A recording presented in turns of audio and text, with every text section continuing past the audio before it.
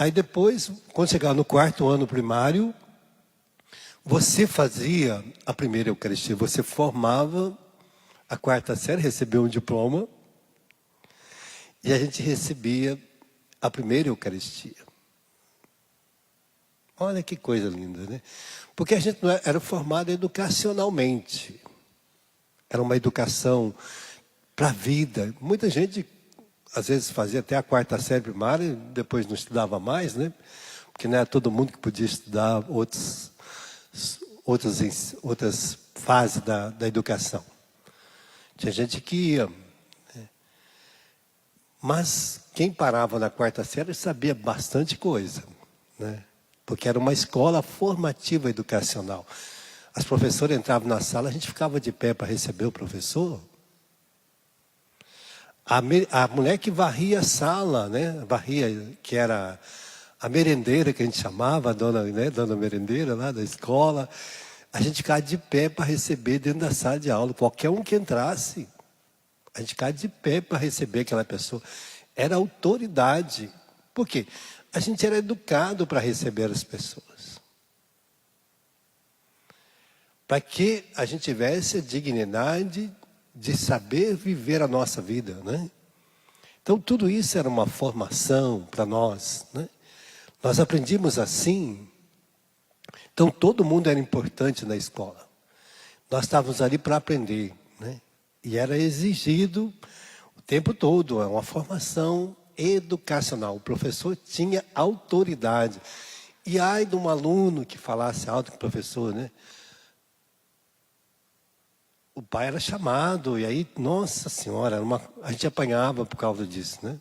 Os pais corrigiam. Não aceitava nenhum filho falar com o professor. Então tudo isso nos ajuda a educar a nossa vida para o pecado, para ter uma vida digna. E isso é importante quando a gente retoma essa graça. Por isso Jesus diz, o pecado vai paralisando a nossa vida, vai paralisando a nosso viver com o outro, vai paralisando a nossa santidade, a nossa dignidade, vai paralisando a nossa pureza. O pecado vai paralisando. A pessoa deixa de ser pura por causa do pecado, né? Vai entrando toda uma corrupção que vai corroendo todo o sentido da nossa vida, paralisa, né? E essa história desse paralítico é linda, porque é contado em outros evangelhos sinóticos, seja em Lucas, seja em Marcos, é contado e com detalhe, quando aquele homem entra pelo telhado, e Jesus estava morando em Cafarnaum já, né?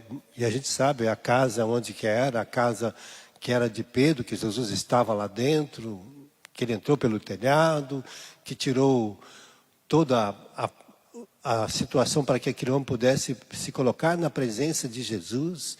Jesus viu a fé dos seus amigos que o levaram para ser curado, mostrando que quando a gente tem bons amigos, ele vai nos levar a nos purificar de todo mal. Se a gente é um bom amigo, o Eclesiástico 6 diz que o verdadeiro amigo é aquele que tem Deus no coração. Vai nos levar para curar a nossa vida, vai ajudar a gente a curar a nossa vida. Nos dá a graça de nos libertar do mal, não quer levar a gente para o mal. O verdadeiro amigo é esse, que tem Deus no coração. Então, quem é um verdadeiro amigo é quem tem Deus no coração. E até o Eclesiastes diz que você vai arrumar um em cada 1000 pessoas. Não é fácil ter um verdadeiro amigo. Porque é um homem de Deus, né, que vai me levar para as coisas de Deus. É esse que leva ao outro a experimentar as riquezas de Deus, a se purificar do mal, né? O verdadeiro amigo é esse, que me apresenta Deus, que me dá esta graça. Porque vai ter outras pessoas que são falsas perto de nós. Como na primeira leitura de hoje, Amazias era um sacerdote de Deus, só que ele estava coligado com o rei que vivia uma vida desregrada, uma vida mentirosa, longe de Deus. E ele se acobertava os pecados do rei. Então vivia erradamente. E por isso ele fazia falsas profecias, ensinava errado às pessoas.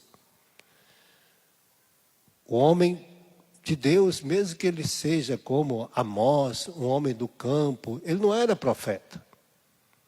Ele era um homem do campo, um homem que plantava, que colhia. Olha, eu sou plantador, cuido de gado, cuido de sicômeros, cuido de tantas outras coisas. Eu não sou profeta, mas eu vim falar que o que você está falando aí não é verdade. Né? Que o rei vai morrer e que o povo será levado escravo para a Babilônia. Por quê? Porque está vivendo uma vida errada. Né? E aconteceu tudo isso que Amós disse. Exatamente como ele descreveu. O homem de Deus, ele não importa onde ele esteja no campo, esteja na cidade, em qualquer lugar, ele sabe dos princípios de Deus que regem a sua vida. E aí ele vai falar para os outros, olha, isso não é verdade que as pessoas estão dizendo. Cuidado com essas pessoas que estão corrompendo o seu coração, estão te levando para a lascividade da vida, estão levando você a viver uma vida mentirosa, uma vida enganadora. Cuidado com essas pessoas. Ai, mas porque todo mundo faz, porque todo mundo vive assim, o mundo hoje é assim, o mundo é dos espertos, né? Parece que o mundo é dos desonestos.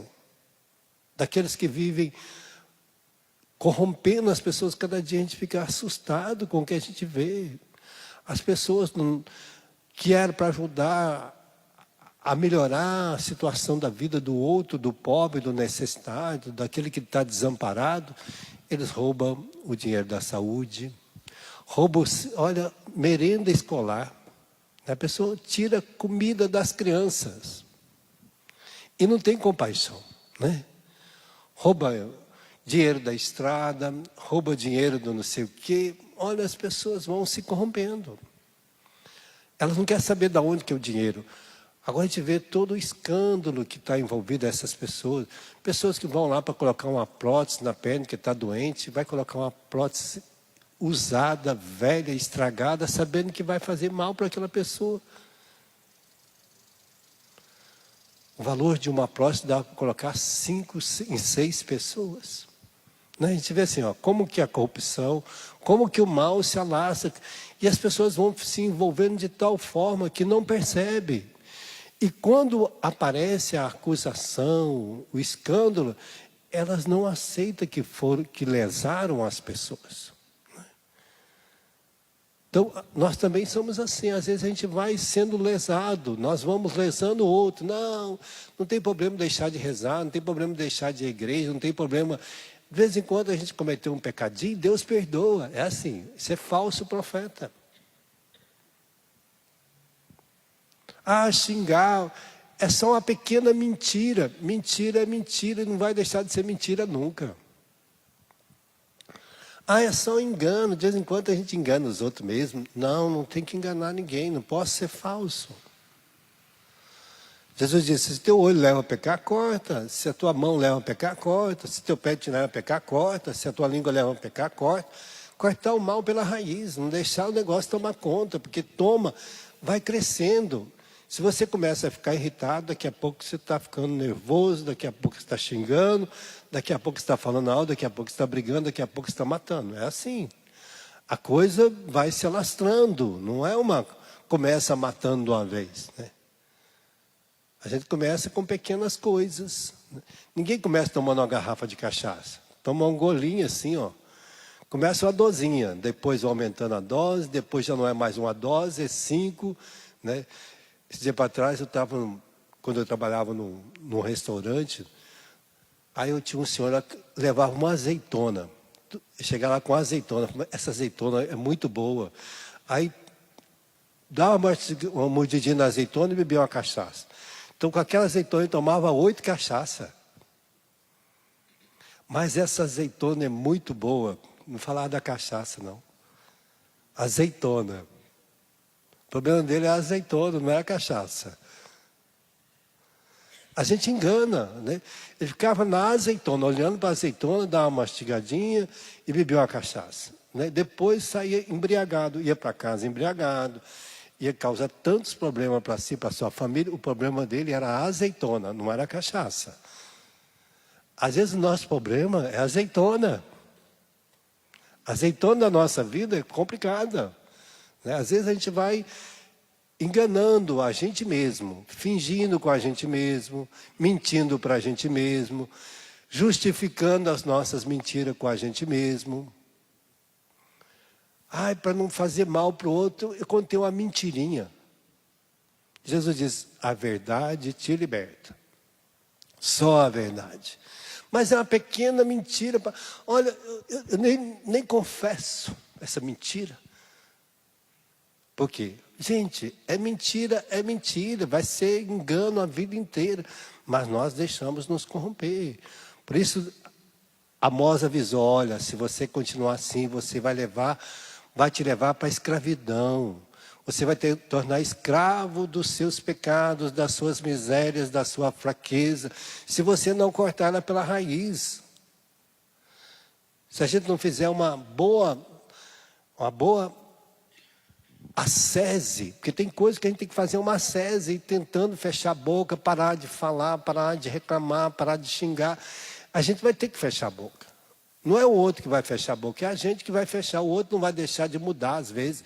O outro não vai deixar de ser mentiroso, não vai deixar de ser sem vergonha, não vai deixar de ser corrupto, não vai deixar de ser desonesto. Eu que vou deixar. Eu que quero viver em Deus. Eu que quero experimentar a alegria da vida, porque roubando ninguém tem felicidade, mentindo ninguém tem felicidade, sendo desonesto ninguém tem felicidade, vivendo uma vida desregada, mentirosa, ninguém tem felicidade. É a gente que quer viver a felicidade que vai ter que experimentá-la dia a dia. É na dignidade que nós vamos experimentar a felicidade. Vamos pedir essa graça hoje. O Senhor disse, é necessário entrar no barco e atravessar o mar. O mar é o lugar das adversidades da vida. Mas quando a gente atravessa o mar e entra na vida em Deus, tudo se acalma, todas as tempestades, tudo se torna rico, santificado, porque nós nos banhamos na água de Deus. Nos purificamos de todo mal em Deus, e aí nós vamos experimentar a viver uma vida nova em cada lugar que a gente vai. Põe a mão no seu coração, vamos pedir essa graça hoje. Deus nos trouxe aqui para nos libertar. Eu não sei o que está paralisando a sua vida, se é a mentira, se é a fraqueza, qual é o mal que entrou e que paralisa a gente, que nos deixa estagnado naquela situação. Mas hoje o Senhor quer passar curando, libertando daquilo que nos paralisa, daquilo que nos faz mal, daquilo que nos destrói, que tira a nossa riqueza, que tira a nossa alegria, que tira a nossa paz, que tira a nossa felicidade. Deus nos trouxe aqui hoje para experimentar, para que não deixarmos que o pecado nos escraviza mais, que o mal nos escraviza, por menor que seja ele, que tira a sua alegria de viver, de estar com o outro, de abraçar, de conversar, de sentar. Que o Senhor nos dê essa graça hoje, que o Teu Espírito Santo, Senhor, venha morar em nós, venha viver em nós, para que nós, alimentados das virtudes do Espírito Santo, dos dons do Espírito Santo, possamos viver bem a nossa vida e vos servir a cada pessoa, sermos instrumento de graça como esses amigos que levaram o outro à cura, à libertação, à vida nova, a sair da paralisia da sua vida. Que nós sejamos instrumentos de graça para aqueles que ainda vivem na paralisia do pecado. Que o Senhor nos dê essa graça no dia de hoje. Que o Senhor nos santifique os nossos pensamentos, nossos olhos que precisam ser purificados, que o Senhor lava os nossos olhos. Os nossos ouvidos precisam ser purificados de palavras que chegam até nós, que nos seduz, que o Senhor nos dê a santificação dos nossos ouvidos, para que não entrem essas palavras perniciosas, que nos corrói, que nos mata, nos rouba. Se a nossa boca, Senhor, santifica também. Santifica o nosso coração das paixões, das misérias. Lava-nos, Senhor. Se as nossas atitudes são errôneas, que o Senhor nos dê a graça de caminharmos com segurança em Ti, na Tua palavra, nos Teus mandamentos. Que nós sejamos esse povo, Senhor, santificado por Ti no dia de hoje, para vivermos esta vida nova e sermos caminhantes em Deus. Com alegria, vamos participar do nosso ofertório. Se você quiser ajudar a Canção Nova, tem as caixinhas aí. E você que nos assiste, queremos estender a mão mais uma vez para você.